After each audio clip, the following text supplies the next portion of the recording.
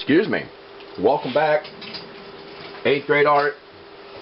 I think this is session number 12 on this project. We spent 2 days getting our layout work done, and excuse me, this will be the 10th actual day of working on the drawing itself. And so, when we left off yesterday, and I'm working from the largest to the smallest items, I'm trying to get that sense of completion to come around quicker.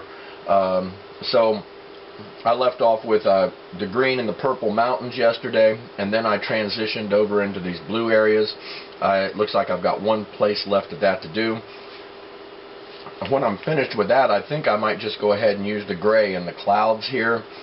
And also, it looks like the aqua and the yellow are the largest areas that are remaining here. So, without a whole lot of delay, you know, sometimes you just got to get into the work. And so I need to find my sky blue, which is what this color is, and I'm going to finish that up first. And you just can really start to see the picture developing at this point. I think it's been a long project, but the results of it have been fantastic, I believe. So I'm going to set our timer.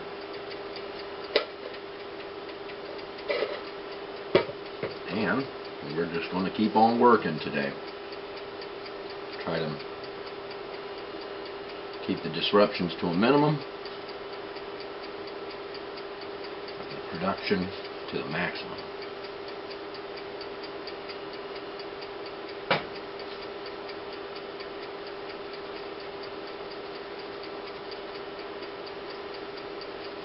Well, I do hope that your project's coming along nicely. If you're keeping up with this rate of production that I've got going here, then you have been on your work, and that's a good thing.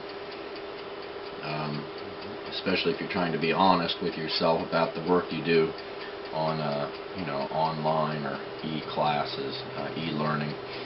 Requires a great deal of personal integrity, meaning that, you know, you don't take credit for stuff that you haven't even done, or that you let somebody else do for you. So this whole technique of teaching is effective in some ways, but it is just completely overwhelmed with potential problems. And one we've been discovering is cheating, and, you know, letting somebody else do the work for you and taking credit for it, and all types of immoral and unethical behavior that, you know, is simply,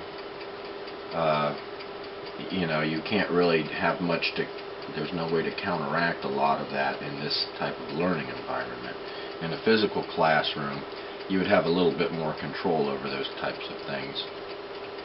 However, in this e-environment, it's kind of difficult to know what's in the hearts and minds of people out there that you're attempting to instruct, and what their behaviors will be, you know, once you present them with the information. So, but speaking of information, we've also got a quiz coming up before too long. If you're watching this video, that means that you're near the end of the unit. And of course, at the end of every unit, we have a quiz on the content, and it's open notes, so you can use the notes, but the video of the lecture and the notes will be blocked, and so you won't be able to consult that at all. So if you are at all concerned about quiz grades, then you should take those notes down before they become blocked. And then you will just have to guess, hypothesize, I suppose, about what the answers are. But they're really very clear in your notes. Alright, so this is one of the first projects out of the chute this morning. The other projects are very close to completion as well for the other classes. So as far as the pacing of our instruction goes, it stayed on schedule, with the exception of just one day. So sometimes the more complicated projects, they take a little longer to do, especially to set up. And so the 8th graders do have more complex projects. And those projects, as you're finding, if you're participating in them, take some planning in order to be able to pull the whole project off and complete it almost complete completion by the deadline, or by the due date, I guess is what you all would call it in the student world. Okay, I'm going to have to resharpen that pencil. That's looking really good. I'm starting to notice that my paper is starting to curl up from the pressure that's being exerted against it, and that's also a good sign, although it's a little bit difficult to work with. The camera doesn't like that. You can see how it changes when I touch it like that. So the camera doesn't like it because the paper curls up and it throws it out of focus. But when you start noticing that your paper is curling up from the force of coloring it, then that's a good indication that you're really grinding the pigment, the colors, into the surface of the paper, and you're actually stretching the paper. And it's just happening on such a minor level that you never really notice it. But all of these, all the pressure you put against it with each strike of the pencil stretches the paper just a tiny amount. And so I've noticed that over the years. The people who really color hard get that effect. And so it looks great, but it kind of curls up a little bit. So that means you just got to flatten it out before you frame it. Or if you've colored it that hard, then it is probably worthy of framing. These colored pencils, even though they're Crayola colored pencils, and a lot of people think of them as kids stuff, they keep their color. They're color fast for decades. I've got artwork in the classroom, the physical classroom, that is decades old. That was done with Crayola colored pencils, and it looks fantastic. And it's not framed, by the way. So there's quite a bit of kids' work in the archives, the Hall of Fame, on the wall, and it still looks pretty good after decades of being on the wall and being exposed to sunlight, and also to air and pollutants and dust. So there's if you take good care of your artwork, it'll last your entire life. They could bury you with it if you wanted to. Okay, progress being made. Just got to stay at it. That's the key to success here. I'll be happy to be done with this blue. I'm trying to mix up the marks my pencil makes whenever I, kind of almost a scribbling technique. I hate to call it that because we, play down the importance of random markings a lot of times by young children. But if you can develop that, just kind of scribbling in all directions technique, it really makes the surface of the drawing appear to be much flatter. It doesn't get those overlapping strikes, and that kind of can be distracting, but you can also use them to direct your viewer's eyes towards the things you want them to see. So you could overlap it in such a manner that it really kind of directed all the marks the pencil makes, the strike marks, would go in the same direction a lot of times and direct your viewer's eyes towards something you really want them to see. But the random markings, though, leave a generally more pleasant appearance, my opinion is. And it's easy to see any areas where you didn't hit the opacity really very hard. So.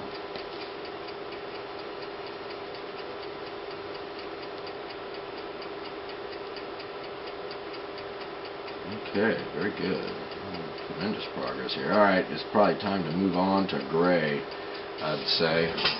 And then aqua, and then maybe yellow after that if we got time. Where's that gray colored pencil? It's getting used up a bit too now. See if we can't get a good working point on it. That's not bad. Make sure it's actually gray.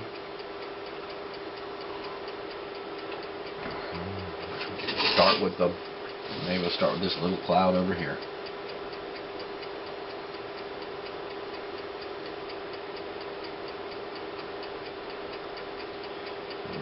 whenever I'm coloring clouds and smoke, it always kind of makes me want to, use little markings with the pencil that are very kind of circular and overlap like that. See, that can actually create that actual smoke appearance. So when you curved, strike marks with the pencil, is a good way to really kind of reinforce that. Now they're random curved markings, okay? So you don't really plan them, you just let them happen. And there will be dark and lighter areas in the coloring that will make your clouds, although they'll still be opaque pretty much, it will still make them look much more like clouds. They're more puffly that way, if that's the kind of cloud you're attempting to get. So the orientation of the markings has a great deal to do with the implied texture of the surface that you are attempting to color, and whether or not it will go down as looking as though it's like a flat piece of construction paper, or whether it's something that is trying to mimic reality. And in this case, we're kind of doing a little of both. So I do like to use this curved manner of coloring to get things like clouds in. It takes a little bit longer, but I think the results are much more attractive. And you can kind of see that even on the camera here. Although the camera is not as accurate, to be honest, as the actual observation of the human eye. Human eye is connected to an actual working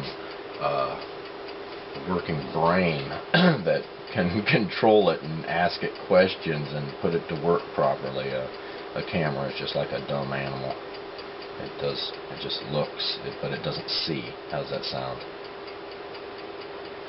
Or it can see, but it can't look at things.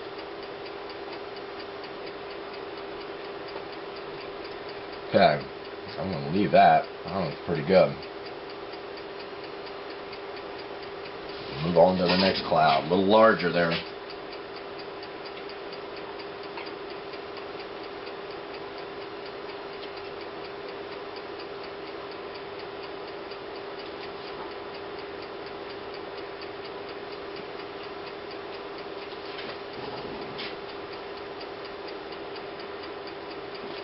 So I'm hoping with a lot of progress on this today, it could be pretty much wrapped up in one more session, and that would be 13 class sessions. So it'd be 2 planning sessions for our worksheet, and then 11 actual production days that it's taking me to make the project which I'm assigning you.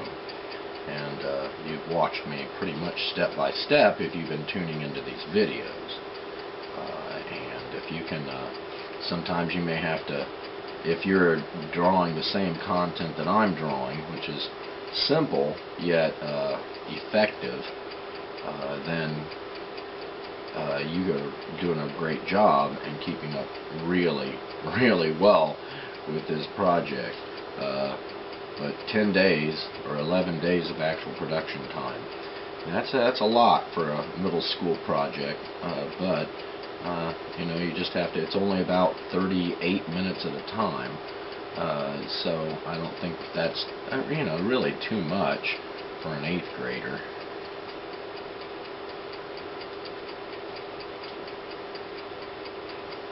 Alright.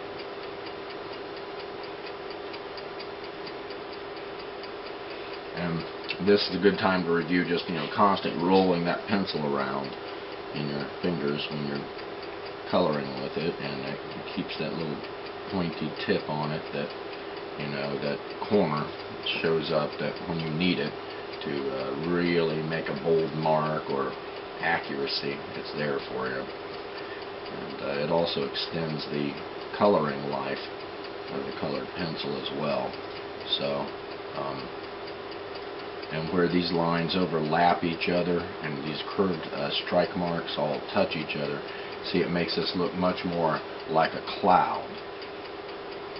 And so even though I'm getting pretty good opacity throughout the gray color, I'm getting different tonal qualities to it based on how much pressure is placed against it and how much overlap with the strike marks that are next to it is going on. And this is also very important when you are painting as well, is that you have these overlapping paint stroke marks, and they give a great deal of movement and texture, apparent texture or implied texture to the paint media or whatever it is you're working with. In this case, it's colored pencils.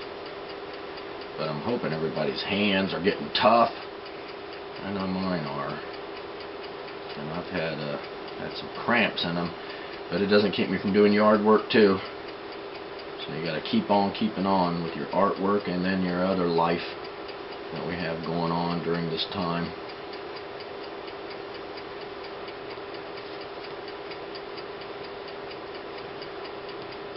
Alright, well, this is looking pretty good. It's very cloud-like. It's kind of the gray clouds are disappearing, or, you know.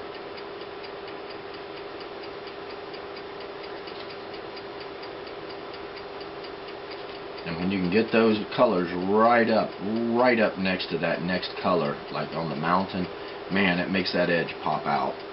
And that helps with this overlapping effect that we use here to also achieve a sense of three-dimensionality. Okay, that's looking pretty good too. One more gray cloud, and it's the bigger one, and I'm going to have to resharpen here. And take some coffee.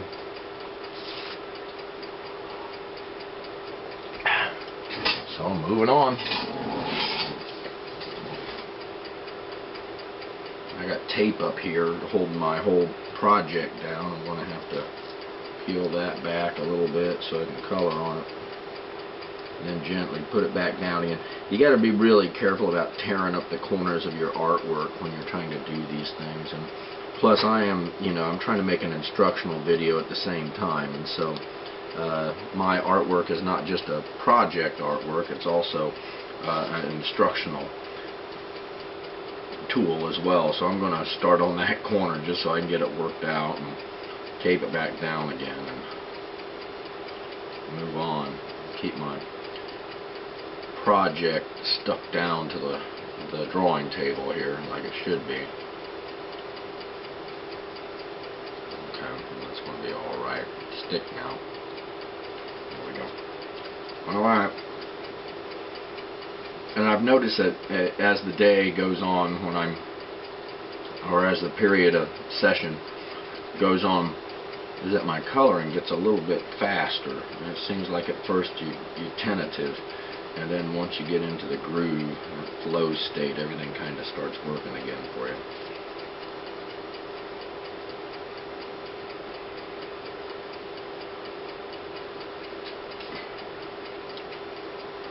And that gray does look really pretty good up against that orange too, I gotta say.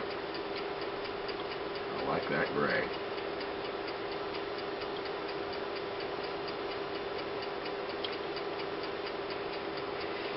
I'm looking forward to being back in a physical classroom. I hope you all are craving that kind of interpersonal interaction too. I think a lot of people are missing it. This is interesting. When this orange and this gray are right next to each other, it makes the gray look brown slightly, at least where I'm from. I don't know what it looks like on the actual camera.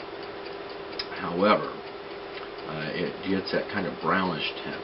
That's odd, because you make a brown actually with orange and violet. You mix those together. That's how you get it. You get a color called russet if you do it right, and then you can add white to that and get like tan colors. And well, brown is one of the most highly adjusted colors there is in all of painting. There must be a dozen types of different brown.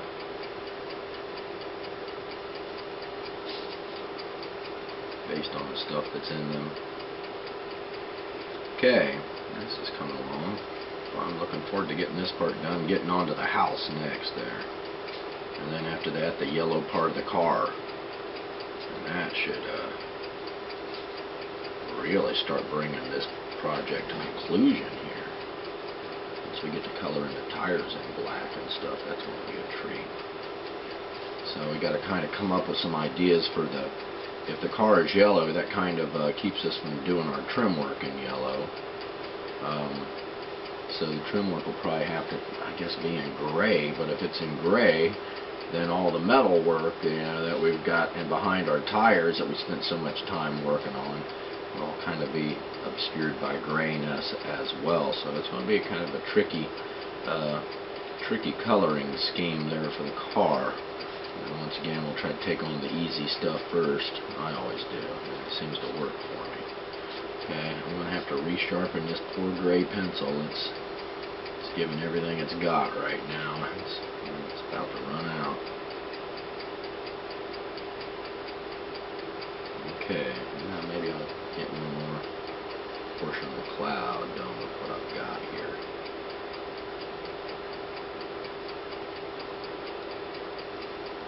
Alright, let's take a brief break and look at that and get this pencil sharpened up again.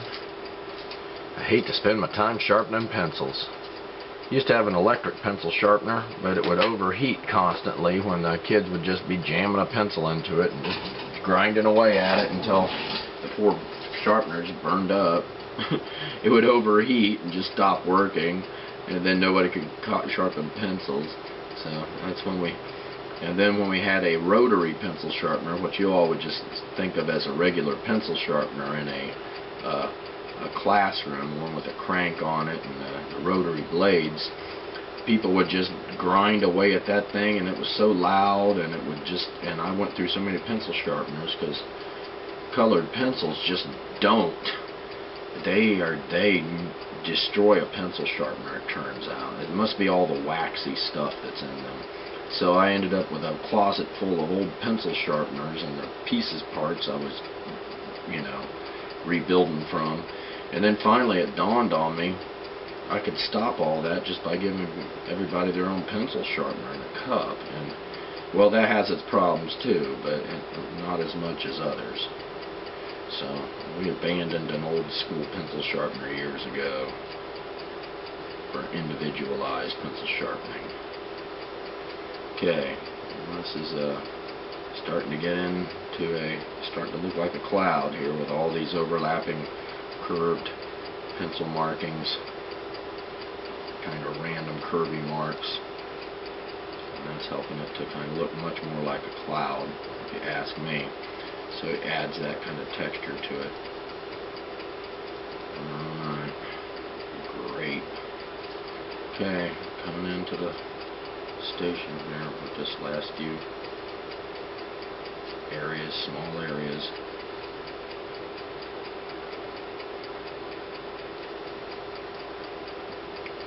So yeah, it's pretty obvious that you can get really kind of interesting churning and twisting effects inside your clouds and other natural phenomenon too. Foliage in trees is another one. That's the leaves on trees, just by having these crazy overlapping strike marks in here. And it really does do a great deal to enhance the overall visual beauty of what you're doing.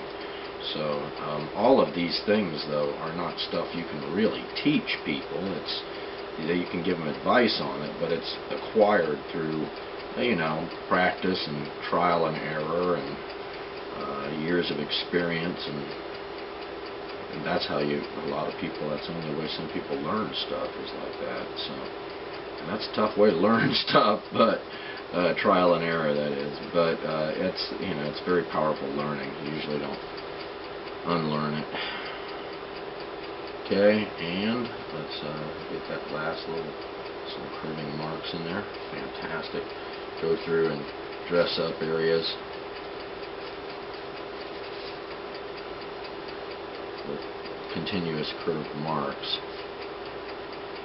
so that we don't lose that twisting and turning texture of our cloud right there.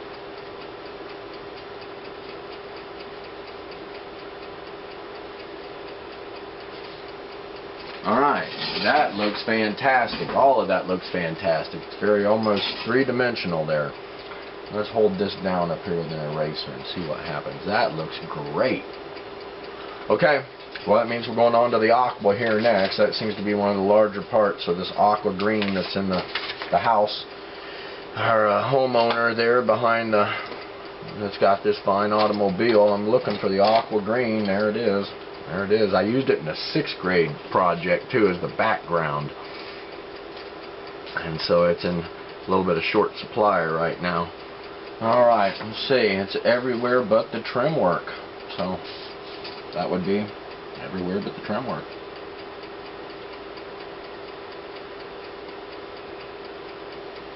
This color always makes me think of going to the beach in the Gulf of Mexico. And then the orange against it. It's great. It makes you think of summertime on the beach. Or almost any time on the beach. If the water's looking good.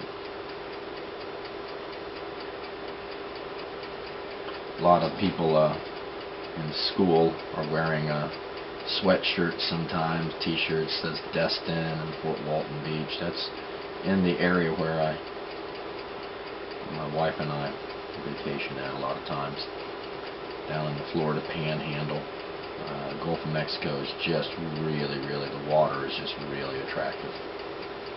Clear, but it's kind of this tinted, this color of green right here.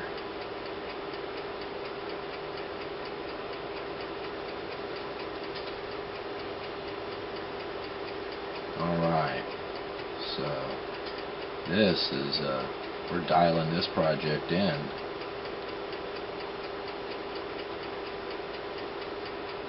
It may take one more session after this, but it's a lot of, because you know it takes a while to do the detail work, and that's the thing is even though the area we're coloring in gets smaller, the smaller areas take a lot more attention to color in, and so it takes as long to do the details work sometimes. Just like the front of the car we were working on here, the headlights and all of the suspension and the steering mechanisms and stuff behind the tires, that's all very long attention span work, even though it's only a minor portion of the drawing.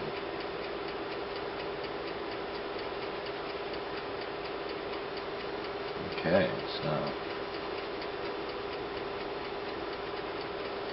now I'm curious to know if you all think I'm really going too fast here, or if you think that I'm working at a reasonable pace. Because, you know, it's funny, as a teacher, I tell kids to, you know, slow down and work good, not necessarily recklessly. And then sometimes they start working good, but then they never get nothing done. And then if you're on them to work fast, a lot of times they can't get good work done. And so, you know, it's kind of difficult to know where to make that dividing line between, you know, speed of production and quality of work. And that's why I try to model what I want you all to do, which is stay focused for long attention span work like this, and that'll carry over into a lot of other things you may do in your life as well. And so really making art is a lot about life, and the subject matter in art a lot of times is about life.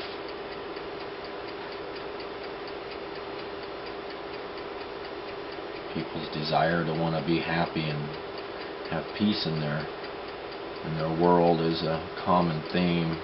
Tranquility and serenity are common themes in making art. It makes me wonder why, what it is about those ideas. And then also, you know, there's a lot of other subject matter in art, but those are the ones that the search for, you know, tranquility and serenity, I think, is a common theme. And I think a lot of people are looking for that who are making art. They believe that somewhere during that experience of making that art that they might discover some peace of mind or tranquility or learn something transformative. Sometimes you do.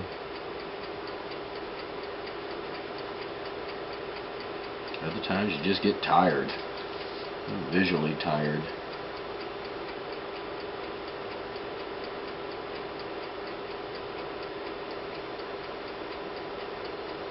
Alright, that little orb at the end of the aerial there. Touchy work to work around. A small area right in here as well. But I think I'm working as fast as I can work and still get good results. And so I may appear to be working very quickly to some, and then to others, you know, who work a lot faster than me. Well, if you're doing that, that's good, but are you getting good results is all I'm really concerned about. Is good results, making your deadlines or your due dates.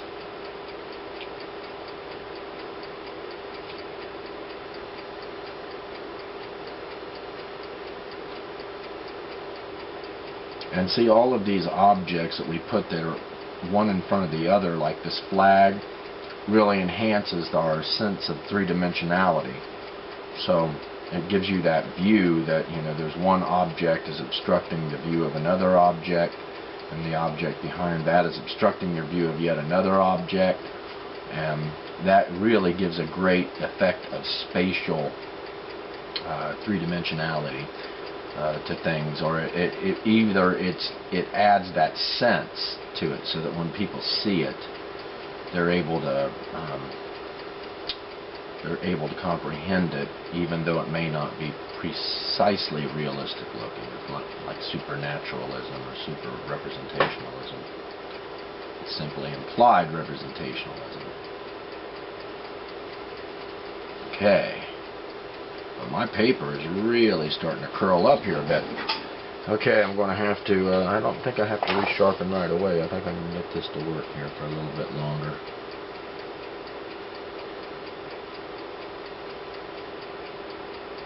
There we go.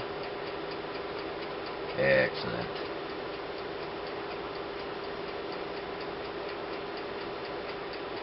Okay. Touch that up. It looks like the gable end of my building is about done here. I might be able to get this colored pencil to last the rest of the way here. At least for this part. The whole rest of the house is still this aqua color, but there's not a lot of it left to color in, I don't think.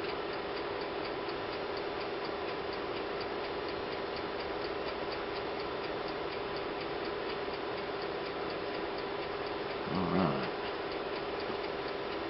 Opacity, looking good. A little careful there. Okay, let's see what we got. It's looking good. I'm going to keep it coming here. I got to sharpen up again and finish up the rest of the aqua portion of the house here before moving on to the next thing. And that looks like it'll probably be that yellow on, start the yellow on the car.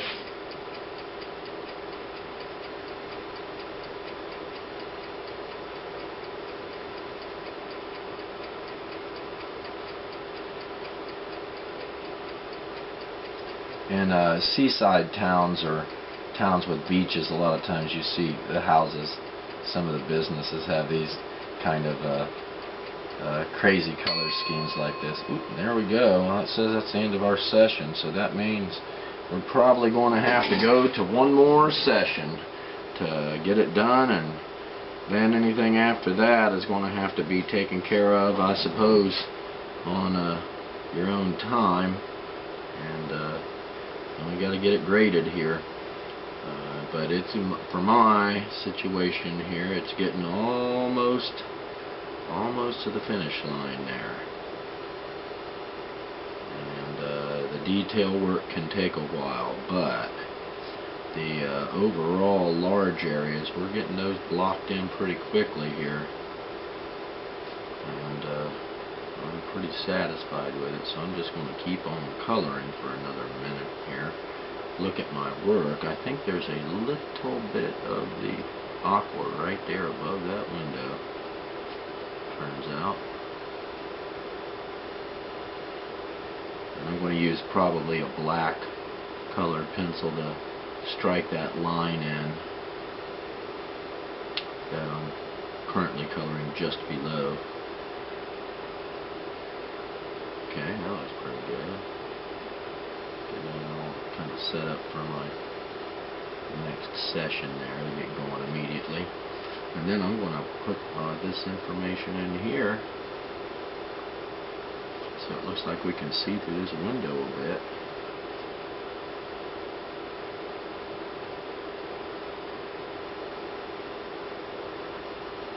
Alright, well, this has been a productive session. I got finished the sky, did the clouds, started the aqua green on the front of the house, and really good use of the time that was allotted to do this project in here has been, at least the way I've been working, I've been working exhaustively. I enjoy this work, but it can be exhausting sometimes to each day just approach it every day kind of in isolation. So the real classroom, the physical classroom, is a much more alive and interesting and entertaining environment. You get to actually interact with each other. Okay, now this, I gotta say, this is looking pretty real. The clarity of that windshield. Somebody just cleaned that windshield, looks like. Okay, here's the last little touch up for that, and ta-da, there it is. Opacity, gotta be careful, don't color over top of these very, very fine, thin edges of the windshield.